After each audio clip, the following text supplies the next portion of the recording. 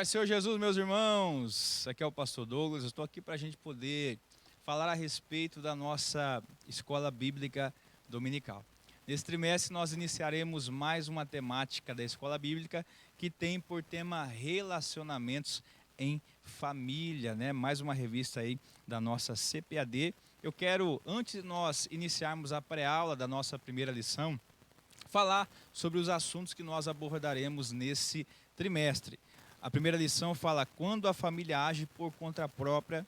A segunda lição, a predileção dos pais por um dos filhos. A terceira lição é ciúme, o mal que prejudica a família. A quarta lição é ídolos na família. A quinta lição é motim em família. A sexta lição é pais zelosos e filhos rebeldes. A sétima lição, o relacionamento entre nora e sogra. A oitava lição, a importância da paternidade na vida dos filhos.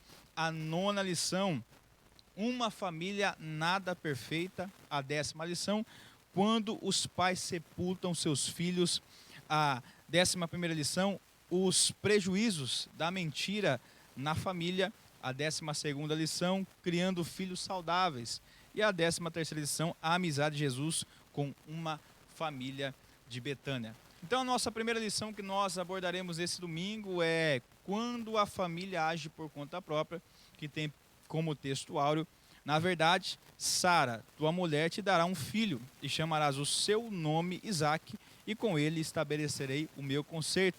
Gênesis capítulo 17, verso 19, tem como verdade prática, quando o ser humano se precipita a respeito dos planos de Deus, as consequências dessa ação são inevitáveis, né? Os textos da leitura bíblica em classe é Gênesis 12, do 1 ao 3, e Gênesis 16, do 1 ao 5, né?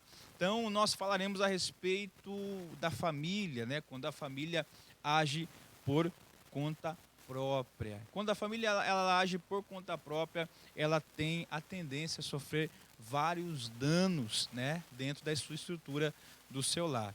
Aqui o primeiro ponto, ó, Deus faz promessas a Abraão. No capítulo 12, nós vemos que Deus promete a Abraão que ele seria grande, que a sua descendência seria grande. Só que a gente percebe também que Sara, sua esposa, né, Sarai, até aquele momento, era estéril, não tinha filhos, mas Deus já promete que da descendência de Abraão, né, da sua vida conjugal com Sara, ele seria grande, ele teria semente, que ele prosperaria não somente financeiramente, mas também em descendência. Então Deus já estabelece com Abraão ali que Abraão seria pai de nações, pai de multidões.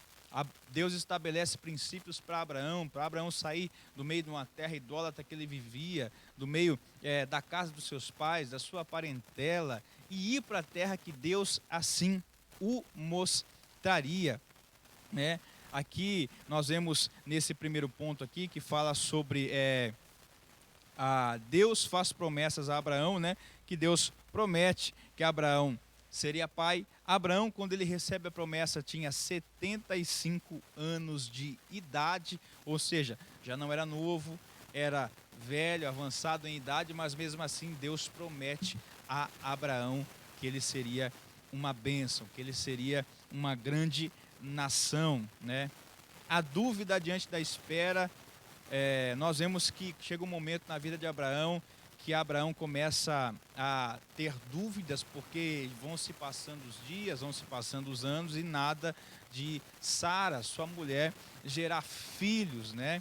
Abraão automaticamente vai desanimar. No capítulo 15, nós vamos perceber que o Senhor vai ter um encontro com Abraão novamente, vai pedir para Abraão sair fora da tenda, contar as estrelas e reitera novamente a promessa de Deus na vida de Abraão. Então Deus vai garantir para Abraão que a promessa que ele havia feito iria se cumprir. O ponto 2 aqui, né, da nossa lição deste domingo vai falar sobre a interferência no plano de Deus. O ponto 1 aqui, a tentativa de Sarai em ajudar, né? O tempo vai passando, as horas vão passando, né? nada do filho chegar, nada da promessa acontecer, nós vamos ver que Sara vai tomar uma atitude do quê? De pedir para que Abraão se deitasse com a sua serva Agar, né, tentando, né, ajudar, né, colocar uma ação naquilo que Deus já havia feito, falado, que através da sua descendência, através do relacionamento dele com Sara, que Deus iria suscitar uma grande nação. Então, Sara vai se antecipar, vai querer colocar a mão no processo. E a gente vai ver que os resultados dessa ação, tanto de um quanto do outro, vão ser resultados preocupantes, que vai gerar muito desconforto ao longo do processo. Meus irmãos, um ponto que eu quero destacar aqui é que quando Deus ele promete, quando Deus ele estabelece princípios na vida do ser humano, o ser humano precisa entender que Deus ele já se encarregou de tudo, de preparar tudo, de ajustar tudo, de direcionar tudo. Então a gente não precisa colocar a mão no que Deus já está tratando. A gente não precisa colocar a mão na onde Deus está trabalhando. E esse é o mal de muitas pessoas, é querer colocar a mão no plano de Deus, no propósito de Deus, no projeto de Deus.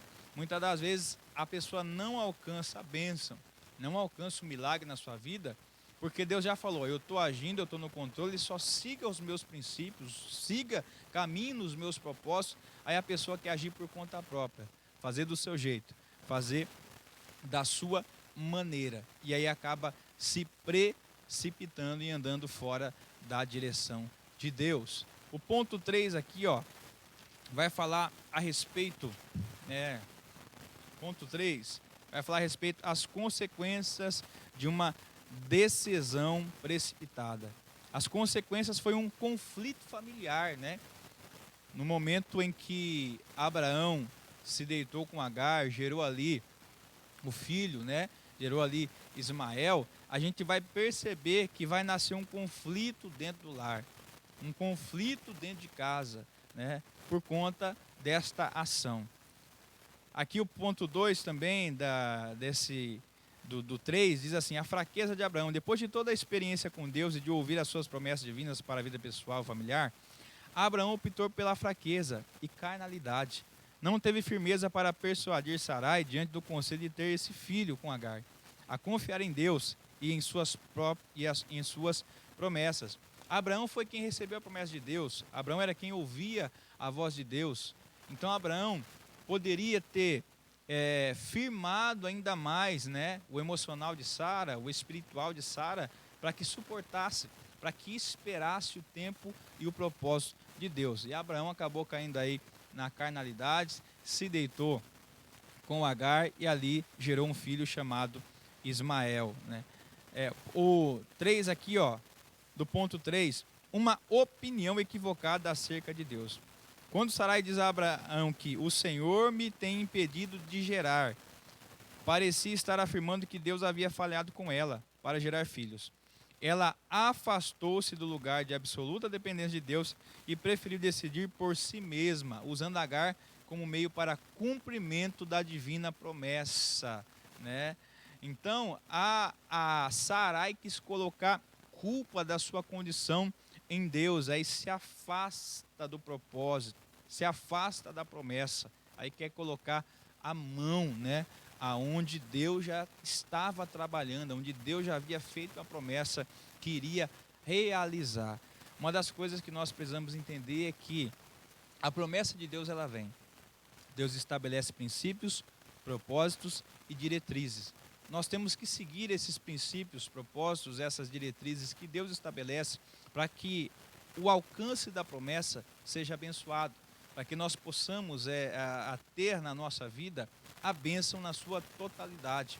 Quando nós fugimos dos princípios, fugimos dos propósitos da promessa, a gente acaba se precipitando das nossas ações, nas nossas decisões, e aí é onde a gente acaba cometendo erros e desagradando ao Senhor nosso Deus. Então, na nossa família, no nosso âmbito familiar, nós que nos relacionamos com Deus, nós não agimos por conta própria.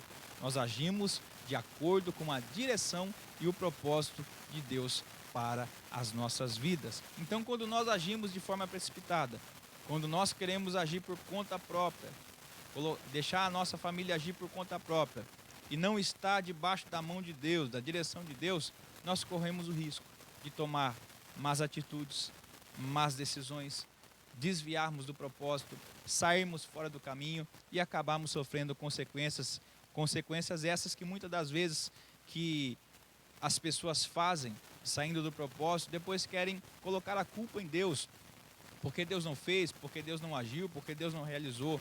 A culpa não é de Deus, a culpa é da atitude que o ser humano toma diante das situações. Então você precisa entender que você precisa estar, a sua família precisa estar debaixo da poderosa mão do Senhor.